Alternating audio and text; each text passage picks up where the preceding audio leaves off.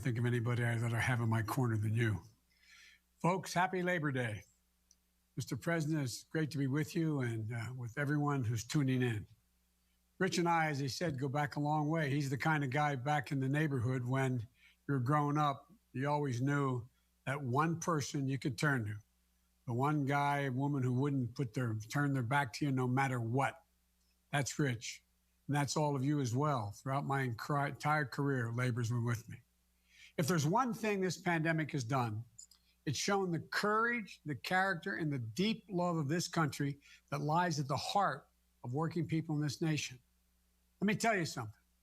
Folks have figured out it's not the financial wizards of Wall Street that made this country run or make it run. It's you, America's essential workers. You're the folks breaking your necks, risking your lives, keeping the country going in our hospitals, on our streets, in our schools. I've said it time and again, and I'll say it again and again. Wall Street did not build this country. You did. The great American middle class, and the middle class was built by unions. Unions. And the American people now finally get it after a long time of being convinced that unions were a problem, not the answer. Roughly 2/3 of the American people, roughly 2/3 of them in this country have a favorable opinion of unions. That matches the highest approval rating Gallup has shown in over 50 years. It's something I've always believed, you've always known. My uncle in Scranton, Uncle Ed, used to say, Joey, you're labor from belt buckle to shoe sole. Well, I didn't have much of a choice the way I was raised at my grandfather's table. I've never been afraid to say the word union, not when I growing up, not when I grew up, not today. And you can be sure you'll be hearing that word union plenty of times if I'm in the White House. The words of a president matter. Union. This pandemic has crushed our country. The sad thing is, it didn't have to be this bad. It's not this bad in other countries. More than 6 million COVID cases in the United States, almost 200,000 deaths projected to go much higher, and nearly 30 million on unemployment. And that doesn't count the several million who are working part-time, who aren't counted as unemployed, but still can't buy the new tires for the car when they're bald, still can't take care of the basic things of getting the hot water heater fixed, et cetera. The things we talk about at our kitchen tables. But I have a plan to rebuild this nation. Not only rebuild it, but rebuild it back better. And it starts with getting this virus under control. Then we'll have a transformational investment in roads, bridges, broadband, ports, airports, big projects.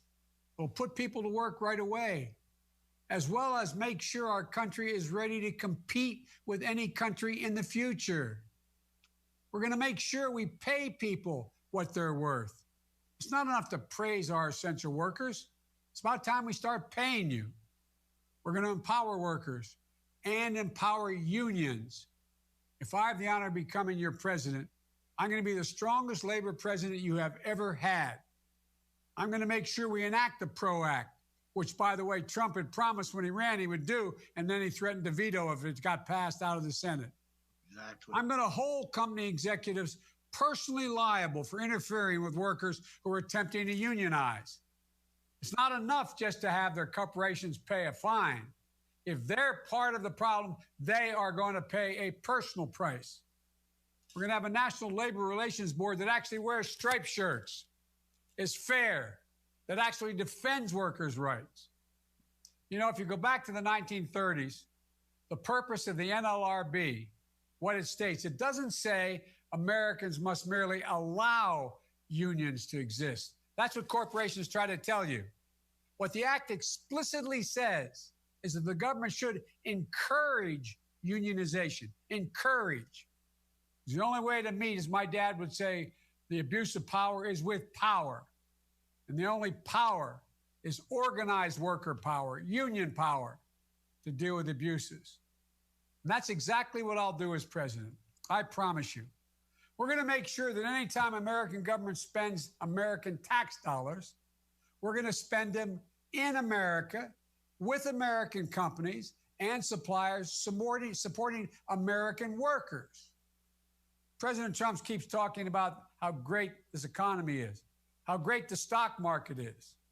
Well, no, the reason he didn't have the guts to take on COVID and threw up the white flag, he was worried if he started talking about saving people's lives, the stock market may fall. Well, we know it's been great for his rich friends, but hadn't been so great for the rest of us. Millions of people out of work, evictions on the rise, 20 million people worrying about whether they're going to lose their home because they have trouble making their mortgage payments, healthcare being taken away, and Trump has a plan to gut Social Security. If his Social Security plan he actually puts forward, it actually became law, the Social Security actuary has said the entire Social Security system will be bankrupt by mid-2023. What in God's name else can this guy do? Let's look at one simple fact. This president is on track to be the only president in modern history to end up with fewer jobs at the end of his term than existed in America when he began his term. But as out of touch as Trump's language on the economy is, when it comes to veterans, he's downright un-American. I've never said that about a president ever, ever, ever.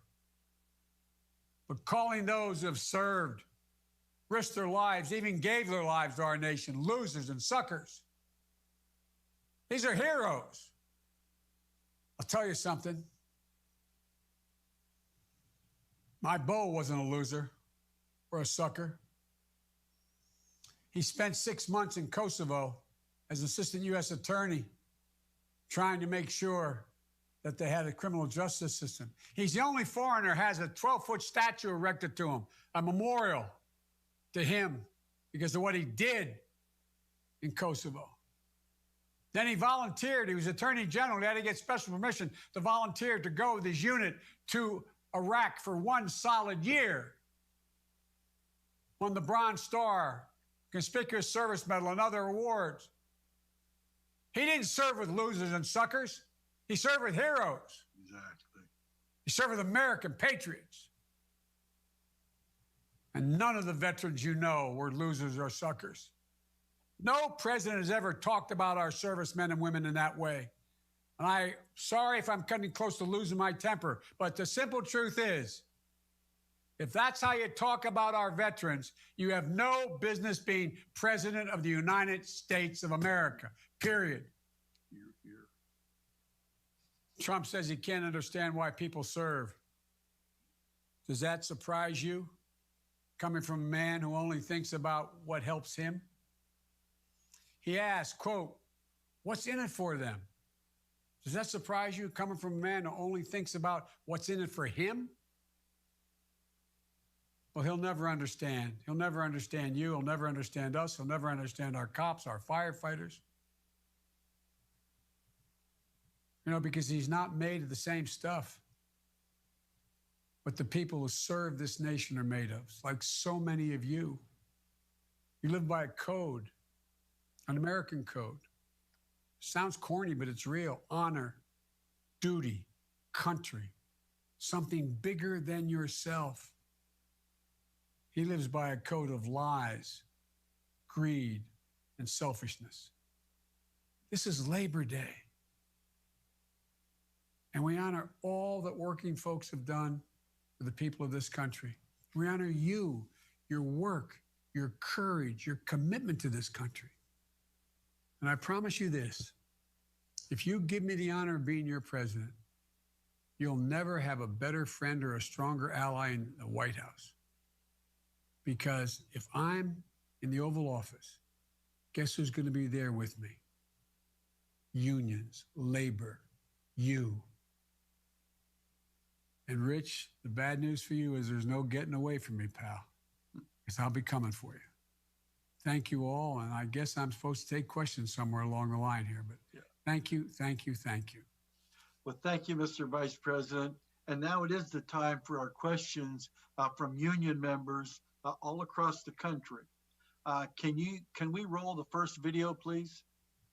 We need a president who will look out for every American, not just the wealthy or the ones that have a lot of power in this country. You got to represent every single person. We need an administration that is going to work for everyone across the aisle for the good of the American people. I feel for everybody who lost a family member during COVID because I myself lost somebody, but I think it helped in opening everybody's eyes and knowing how important it is to elect somebody who's going to care for you as a working person. And they get to appoint people that are on the NLRB board, and that really makes a difference on how stuff's ruled out and how unions can work. In 2016, I did not go vote. I was not involved in politics. I was one of those that said, they don't count my votes. My vote, that doesn't matter. I just turned 18. Who really cares? So this is like a redo for me. And it's like, it shows that I'm becoming an adult. I have responsibilities. I have a say in what goes on where I live, where I stay, where I put money to, where I put love into. So this election is everything to me. It means that we could change America one vote at a time.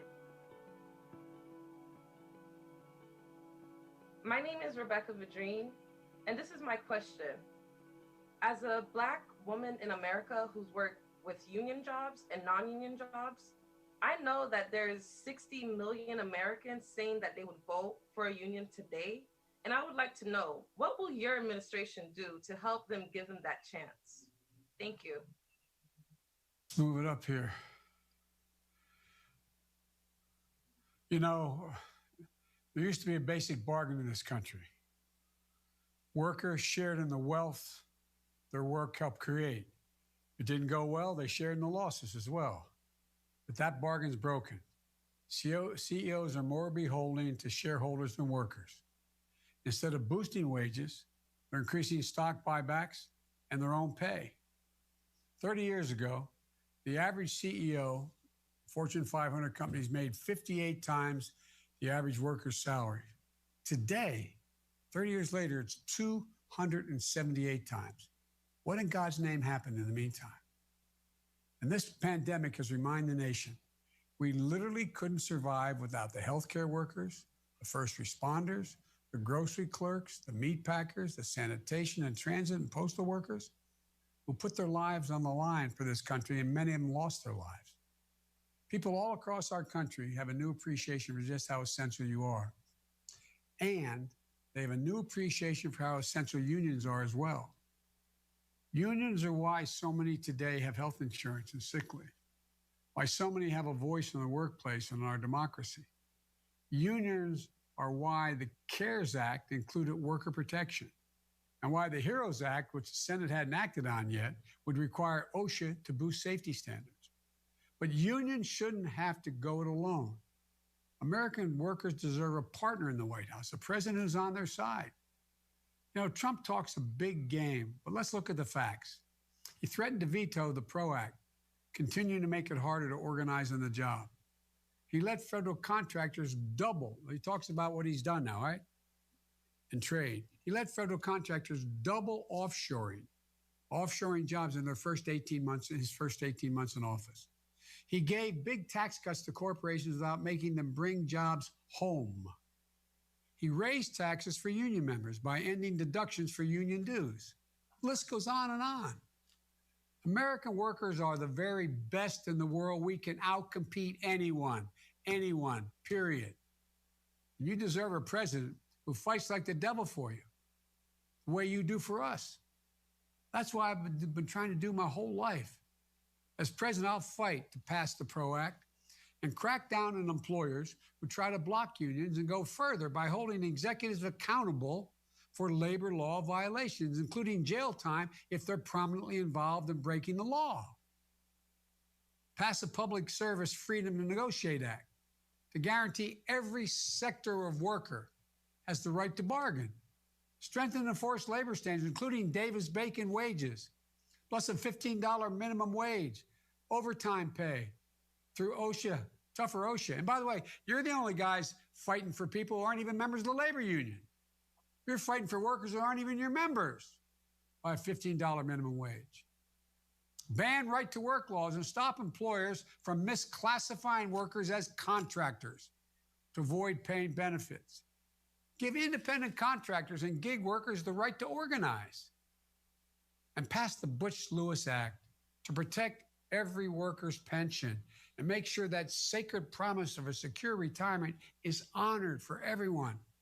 So you don't wake up one day like my dad did years and years ago, and all of a sudden, no pension. There's a lot we can do, but I promise you we can get it done.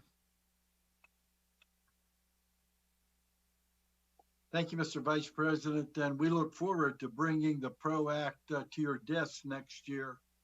I want to move on to our next question. Would you please roll the video? Our economy is based on tourism. There's Disney, there's Universal Studios, and all the theme parks and all the vacation that people like to do. There are some people going to the parks, but it's not the same. A lot of people have lost their jobs. A lot of people are hurting. We went from being able to provide for our families, being able to take care of our household, to basically going to assistant programs for food and for utility help and trying to make it from unemployment. I mean, it's been a drastic depression to my industry. The last 6 months, we have been calling on the Trump administration to invoke the Defense Production Act of 1950 to mass produce PPE or personal protective equipment, ventilators, and other needed supplies, and it hasn't happened. I get reminded every day that, bus operators, train operators, transit workers are still in the front lines of this pandemic. They're the first contact is what the sick people, when they're not feeling well, they're not driving to the hospital. Or a lot of them are taking the bus or the train. So we're the first ones, exposed to this. And that's why a lot of the transit workers were dying from it, and still are to this day. And just like any small community in the Midwest, it's hitting people hard. Jobs, people are struggling to pay rent. People are struggling to put food on the table for their families. The good thing about a Midwest town is we all rally together. Hi, my name is Danny Groves. I'm an Amtrak employee, and my question is, what is your plan for providing COVID-19 relief to working people? To me, Amtrak employees are family, man. Family. No one, I think, has ridden more on Amtrak than a conductor or an engineer than me. I've made over 2 million miles on Amtrak, they tell me. 36 years, every single day, and then a lot when I was vice president. And your family. I want to thank Amtrak workers and engineers, but that's a different question. Here's the deal. You all have said it. America's been knocked down by this pandemic. Over 190,000 Americans are dead. 6.2 million are infected with COVID. 30 million unemployed. And nearly 1 in 6 small businesses has been shut down. Worst of all, it didn't have to be this way. No other country in the world let COVID spiral so far out of control. Donald Trump ignored the warnings, refused to prepare, and failed to protect our nation. And now, more than 6 months in, he still doesn't have a plan. No plan. So what'll he do? Nothing. Then the same. What I'll do? As president on day one, I'll implement the national strategy I've laid out since March to beat this virus. Only then will we really get our economy moving and our kids safely back in school and our lives back on track. That means calling on every American to wear a mask outside of their household. Surging free testing and contact tracing to stop COVID spread. Charting a clear path of science-based vaccines. Free from politics. I got to ask the question, if the president announced tomorrow we have a vaccine, would you take it? Only if it was completely transparent that other experts in the country could look at it. Only if we knew all of what went into it. Because so far, nothing he's told us has been true. And it means fighting like hell to keep workers safe on the job. and getting real relief out to families and small businesses. Not the Mar-a-Lago crowd that Trump bumped to the end of the head of the line with the act that was passed with all that money. A significant portion of that went to big business. It didn't go to small businesses. Look, the bottom line is the Republican Senate has to pass the second piece of legislation Nancy and the Democrats passed in the House, the HEROES Act. They need to pass it today. And then, as president, I'll keep workers safe. Use the full Defense Production Act to get every worker, job site, school in our country, the PPE and testing they need. I was one of the first ones to argue he invoked the act. He took so long and he only did it partially.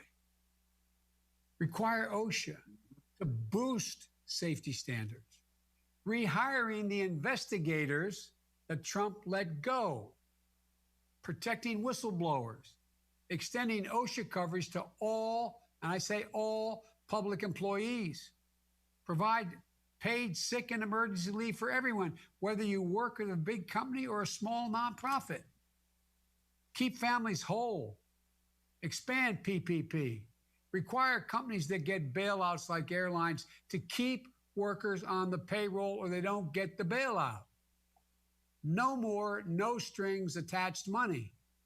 Extend unemployment insurance for as long as this crisis lasts. Boost rent relief. Suspending evictions isn't enough. You have to keep families and landlords from racking up bankrupting debts. What happens in 6 months when all of a sudden the 6 months or 7 months of rent comes due? Or what happens to that landlord, particularly the small ones, who aren't going to be able to keep the place open? Cancel $10,000 in student debt per person while this COVID is going on. They can't afford to pay it back. There's so much more. But the bottom line is focus on getting this economy and average families back up and in the game. The money is there. Pass the act. And by the way, when I ran the act, the Recovery Act, when we inherited the greatest recession short of a depression up to that time, the president put me in charge. I had 18 months to distribute over $800 billion to keep us from going into depression. All the studies, including the conservative outfits, pointed out less than 0.2% waste or fraud. And we put well over $140 billion back to the states. States have to balance their budgets.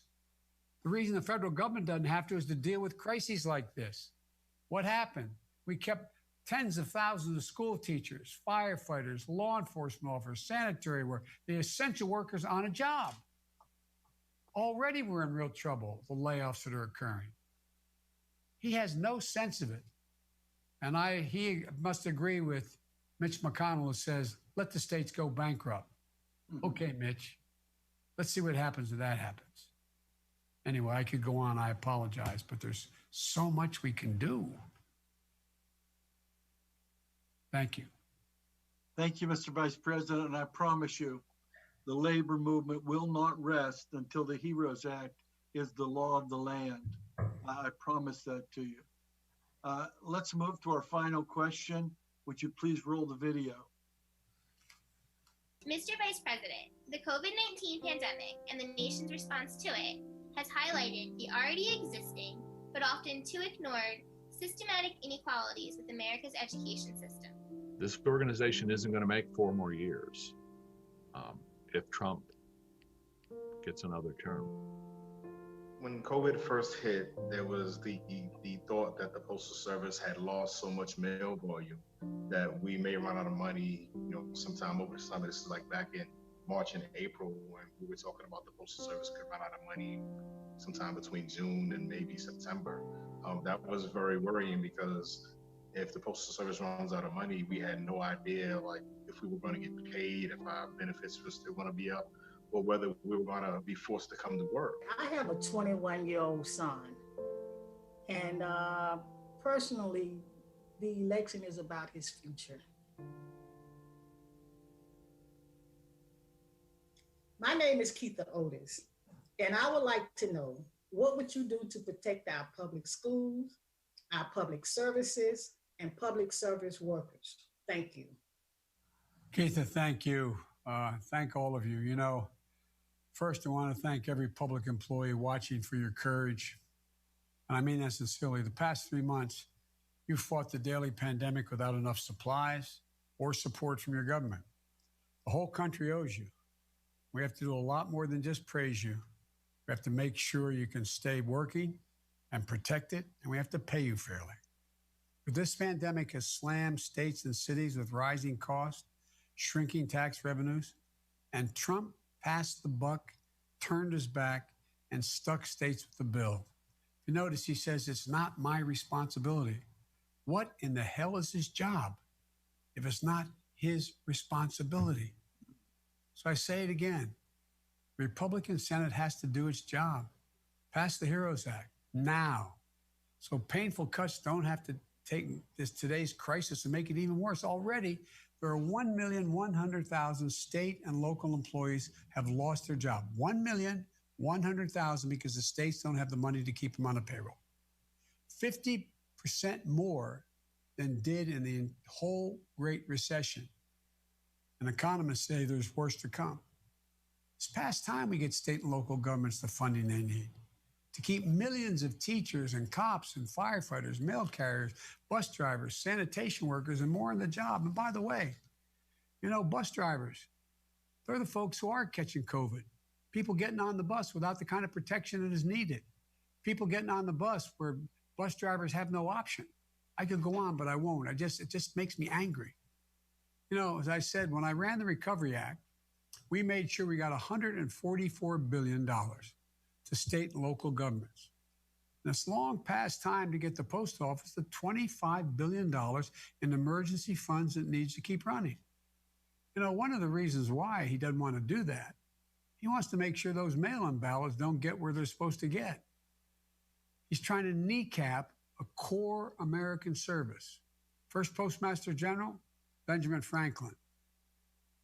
Stop playing politics, Mr. President, with the 330,000 veterans who get their prescriptions by mail. By mail. And they're getting it late. Mail is a lifeline for small businesses in rural communities. This whole country, especially now through this pandemic, 600,000 brave postal workers deserve our full support. Bottom line, this isn't some math exercise. This isn't about you, Mr. President. This is about the American people I'm talking to now. It's about the people who are doing the job.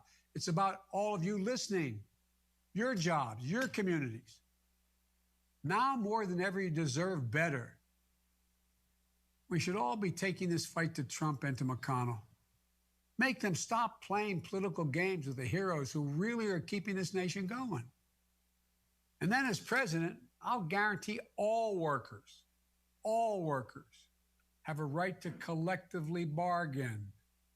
So even those who've seen their rights stripped away in states like Wisconsin and Iowa, once again can negotiate for better wages and working conditions and have a stronger voice on the job.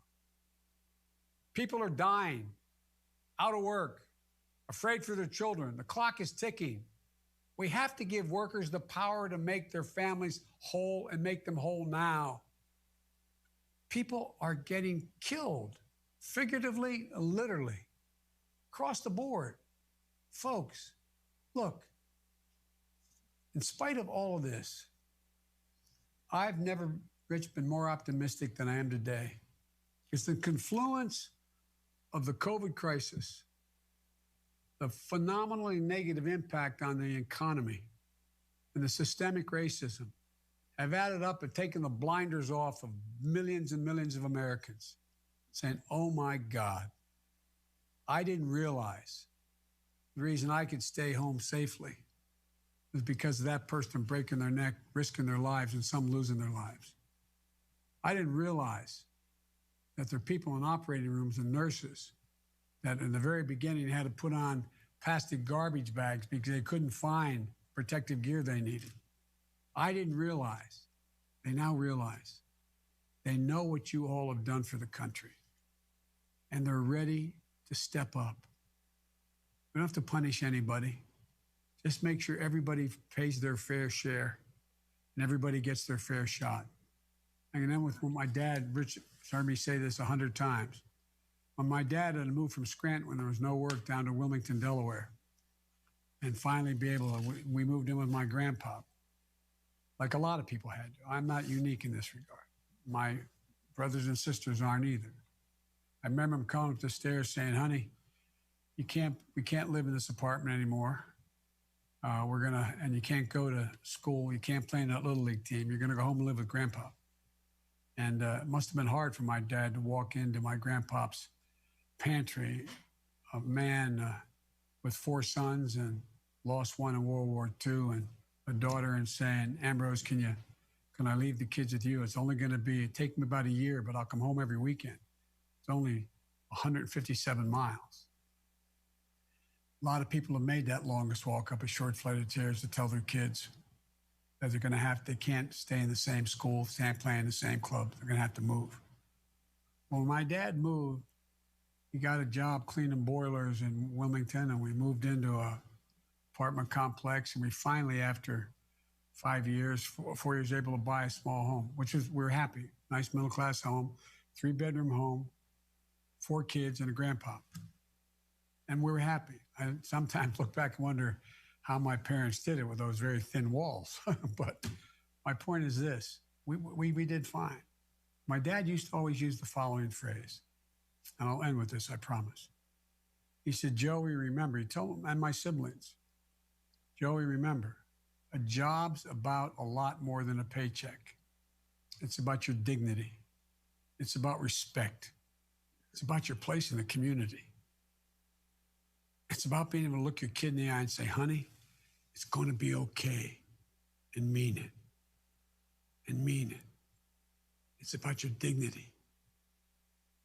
You deserve to be afforded the dignity every human being does. And the surest way to maintain that dignity and acquire it is through the union movement. And I'm with you. I promise you. Thank you for listening. Thank you very much, Mr. Vice President, for those words, wonderful words. And I promise you, we'll never stop fighting for that dignity with you. And we'll never stop fighting for our teachers and our public service workers and all the heroes who make our country go every day. They are essential, as you noted, not expendable. And I want to thank you for noting that and for fighting for them and spending your entire life trying to help workers get a better life and achieve that dignity that your dad talked about. Mr. Vice President, would you like to say anything in closing? One last thing. We better take care of the teachers. My wife taught for the last 30 some years. She taught full-time, 15 credits when she was second lady. And next semester, she hopes at least to teach one course, at least online.